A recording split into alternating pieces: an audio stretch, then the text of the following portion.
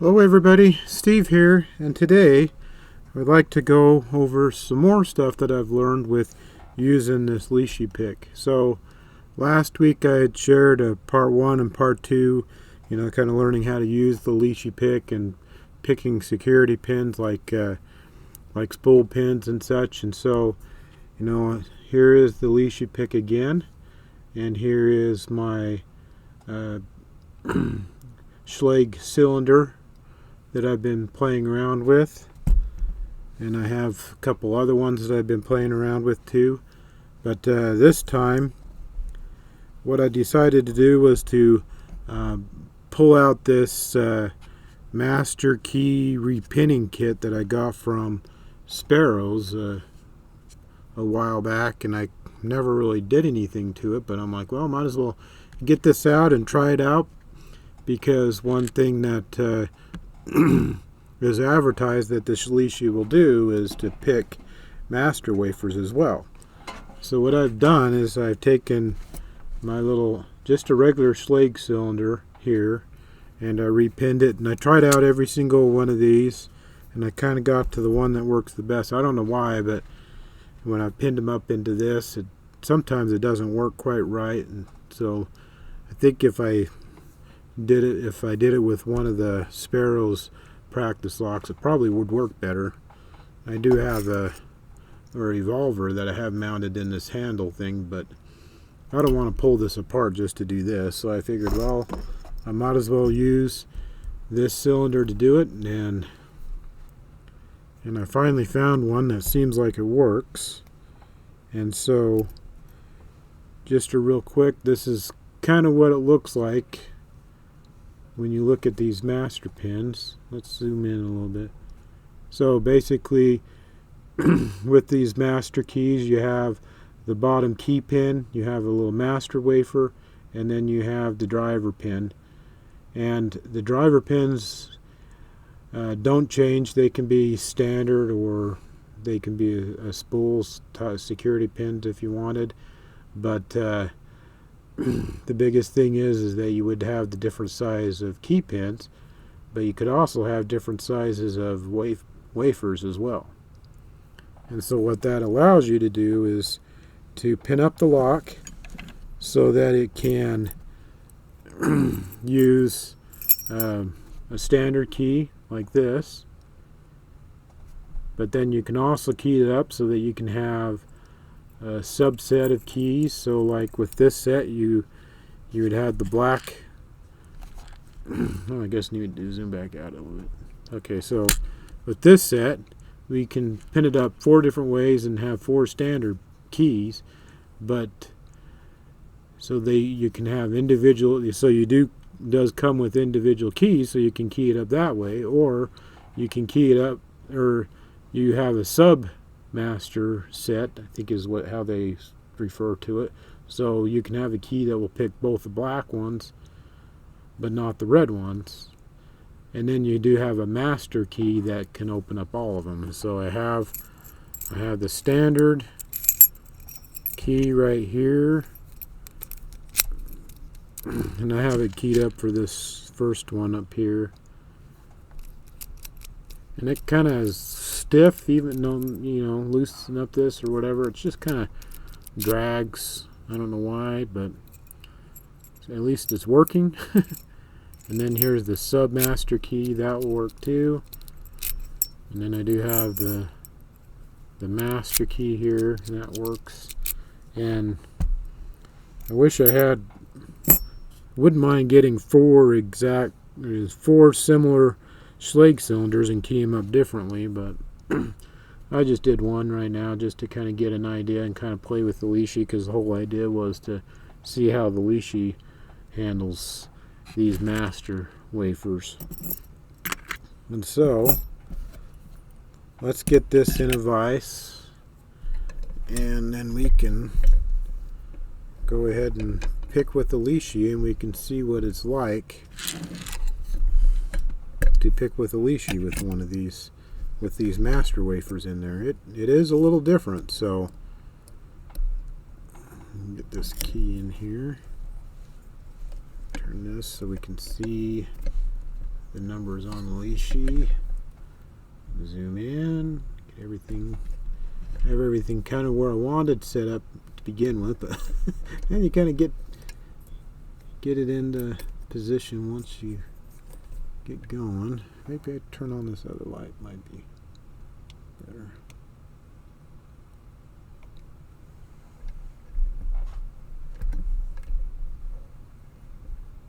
Okay, there we go. I think that does it.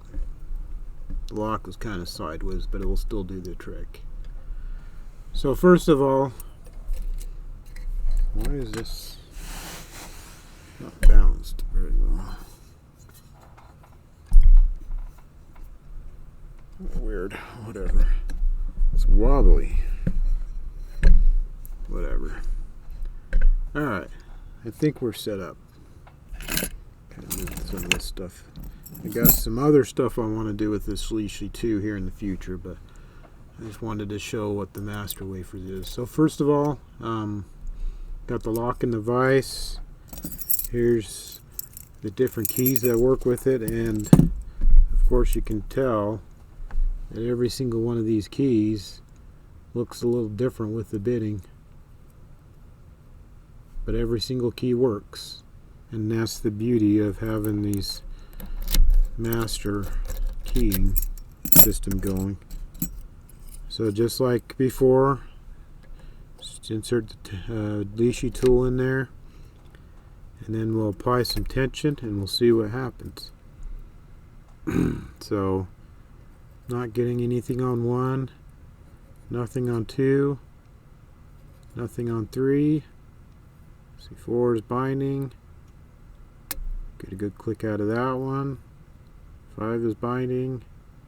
Get a click out of that one, and we're open. So now you're like, what? That's kind of weird. Just picking 2 pins and it opens. Well, so let me explain what's going on here. So when we look at the little chart here, scoot this down.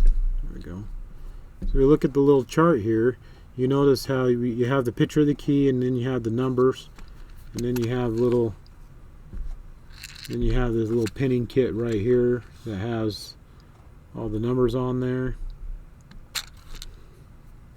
And so in each one of these things it has either a key pin or a master wafer that are different sizes.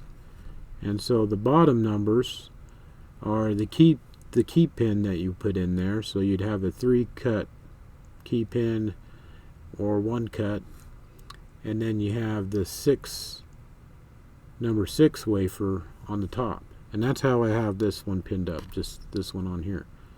But even with that combination, then I can still use all those keys. And so in order to figure out what and so that basically, when you look at the wafers, basically each key pin has 2 different shear points, whether you're getting the shear point on the wafer or on the key pin. There's 2 different places where that shear point can be. But because of the way it is, some of the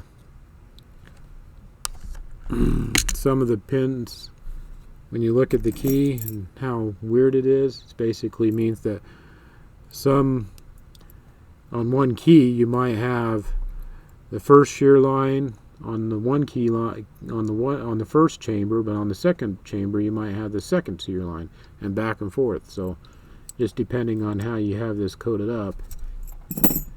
But if we look at all the top shear line, then we basically add up these 2 numbers, and you notice how this says 6 and 3 is 9, 9, 9, 7, 7. So when I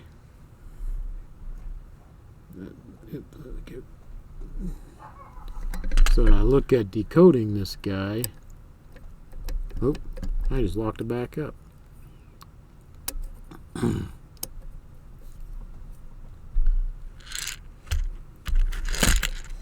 So when I look at decoding, then you'll notice how on 1 it's a 9 cut, 2 is a 9 cut. It's kind of a little out of focus, but you kind of get the idea. 3 is a 9 cut, 7 is a 7 cut, or 4 is a 7 cut, and 5 is a 7 cut, and that corresponds to that first shear line.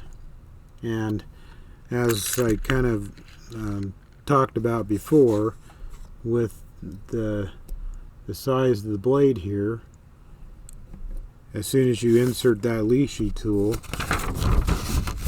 not that one, so that blade of that tool is 200 thousandths, which corresponds to the 9 cut. So as soon as I put that Lishi tool in there, then all the 9 cut pins all get set automatically. So that meant that all I had to do was pick the 4th and 5th chambers. So that's kind of interesting. And if you had different pins in there and stuff, it might not be that way, but it just so happens on this key it is. The first 3 chambers are all 9, but this one it would be 7, 9, 7, 7, 7. And so that would correspond with the first shear line at the top of each wafer. So I was kind of playing around with them, like, oh, that was easy. I mean, that makes it kind of nice. Just pick 2 pins and that's it. But I decided to try something a little different. So what I did is I went to 4 and I set that one. And rather than try and go to this one, I decided, well, let's try some other pins here and see if those are binding, and kind of do it out of a different order. And here we get something, something there. Okay, well, let's try, it kind of didn't work out the way I thought it was, but now I remember what I was doing. Okay, so what I did was I went for the first click, and then I went to the second click, I think. Is that how I did it? Okay, so now number 3 is binding. So I can get a click out of that one. Number 2, that's binding. I can get a click out of that. Number 1, number 5. So then I just kind of did it in a different order, a different way, and it gave me a different result. So now I have pin 1 is a 9 cut, pin 2 is a 3 cut. So that means that on our little cheat sheet here, that meant we went down to that second shear line on that pin. Pin 3 is also a 3 cut, so then we went down to that second shear line of that one too. And pin 4, we're still at 7, and pin 5, we're still at 7. So that's kind of a different outcome, even though the same key, same lock, just picked a little different order, a little different way. It gave us a different result. So even now I can pick, well, pin 5 isn't doing anything, so obviously no matter what I do, pin 4 needs to be set first.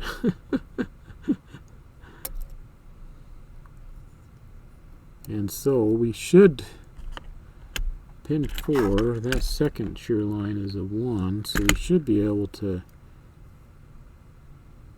get that. That's not really bindings.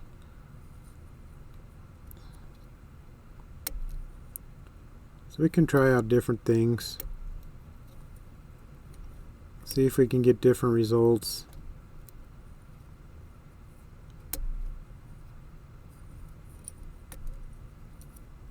Okay, I think now I have something overset. Anyway, so that's basically what I was doing, is think the video went on a little longer than I thought it would. But it's mainly because this is what I've been playing with for the last week, trying different ways or different master keying with this, with the different ones, trying it out, seeing how the Lishi handled it. And even though these are standard driver pins, and it doesn't give us a lot of counter rotation or anything, it's still kind of neat to pick it in different orders and see how you can get it set to the different shear lines each time and stuff. But anyway, that's basically all I wanted to share with you today. Be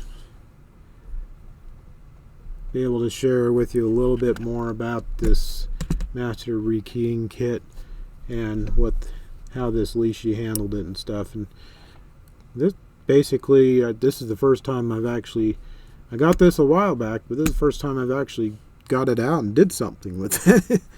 So I think now I want to, in the future, I'll basically want to see if I can get 4 Schlage cylinders and get all 4 of these all set up and see how all that works. And that would be kind of fun to do at some future time. But anyway, that's all I have for you today. Thank you very much for sticking around and watching this, and hopefully it helps you out when you're trying to learn how to do these things, learning what these different tools can do and different ways you can do these things. And anyway, if you like what you see, make sure you subscribe and watch future videos that I come up with, and make sure that you leave a like. And definitely leave comments down below. I try to read everything, or I do read everything. It's not too hard for me to do that right now, but read everything and respond to everything that I can and when I can. But anyway, that's all I have for you today. Thank you so much for watching, and have a wonderful day.